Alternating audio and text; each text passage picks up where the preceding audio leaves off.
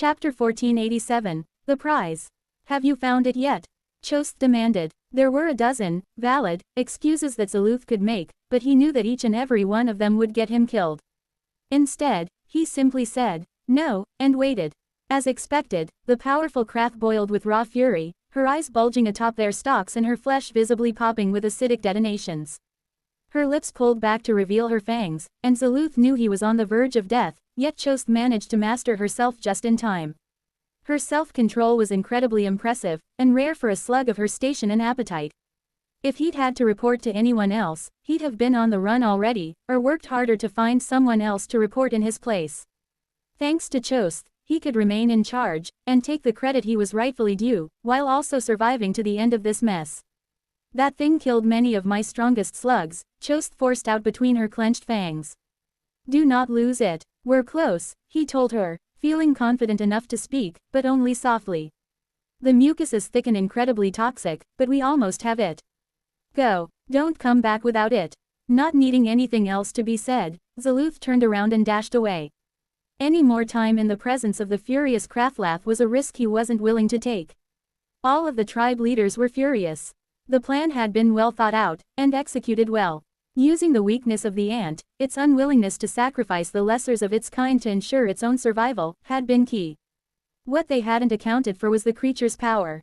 That final bite had punched straight through the craft defenses and devastated such a wide area that almost everyone had been caught in the blast. He shuddered to recall it. The blinding light, the force of the impact alone had been enough to blow his eye stalks back, then came the fire. He shook his head. There was no need to dwell on it, the ant was either incapacitated or dead by now. All he needed to do was retrieve it. Moving carefully, Zaluth began to make his way back down the narrow passage the scouts had carved to access the depths of this emptiness the ants had created. Despite himself, he couldn't help but be impressed by what the invaders had made. Their fortress existed like an egg surrounded by a pocket of empty space. The construction itself wasn't what drew his reluctant admiration, but the sheer scale of it. Despite moving as quickly as he could down the mucus-slick passage, it took hours to get to the right level. A vast reservoir of mucus had formed at the bottom of the ant fortress. It appeared as though they might have prepared for something like this to happen, given the space they had left available down here, along with the drainage they'd constructed, but like everyone who came here, they'd underestimated the fifth. The sheer acidity and volume of the mucus had eaten into the stone and collapsed several of the tunnels, blocking up the works. No longer draining as fast as it was filling, the underside of the invaders' base was rapidly transforming into an ocean of deadly mucus. Floating somewhere in all of that, the ant would be found. When he returned to the rest of the scouts, huddling to the wall above the enormous, deadly slime, they gave him surprised and envious glances. It was clear they hadn't expected to see him alive after reporting their failure. He grinned savagely at them. Underestimate me again and you'll be food, he thought, satisfied as the worst of them turned away, unable to match his gaze. Back again, noted Bluezoth, an old slug.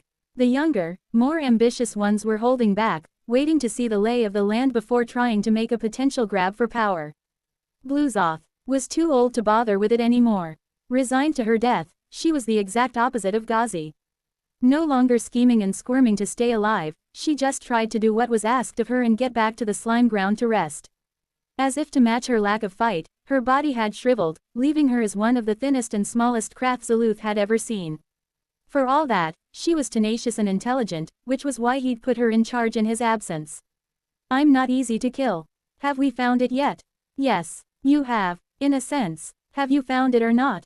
Zaluth demanded. Bluezoth just sighed and pointed one of her thin hands towards a section of the vast mucus ocean. We've been trying to find the location using our mana sense, but the mucus is making it impossible. For some reason, there's an unusual amount of shadow energy down there. It's not much, barely there, all things considered, but it's all we've been able to get so far. Has anyone gone in to check?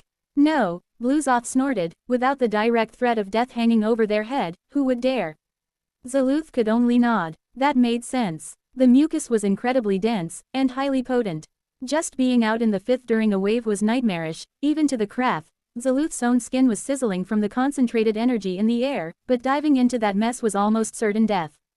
Derisively, he looked at the other scouts, who all turned away, not wanting to draw his attention.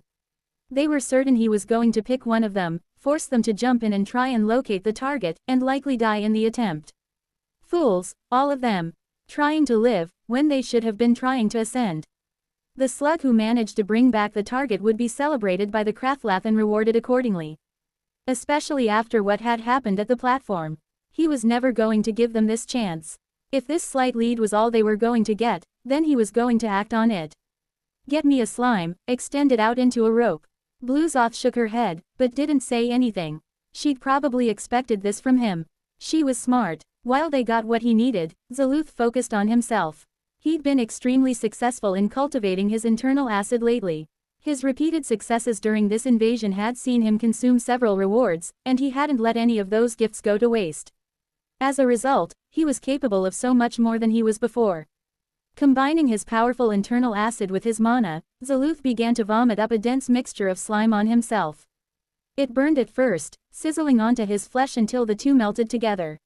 When Bluezoth returned, he'd almost finished coating himself in this protective layer. She handed him the rope, and he grasped it tight before retracting his hands as far into his own flesh as he could, then did the same with his eyes. Completely blind, he brought up more coating, covered himself, then waited for it to properly bond. Without saying anything, he leapt down into the mucus, trusting his more esoteric senses to guide him. The moment he was in, he could sense the acid burning into his coating. He didn't have long before he would be melted into nothing. But Zaluth had confidence, he was going to succeed. He was born to succeed.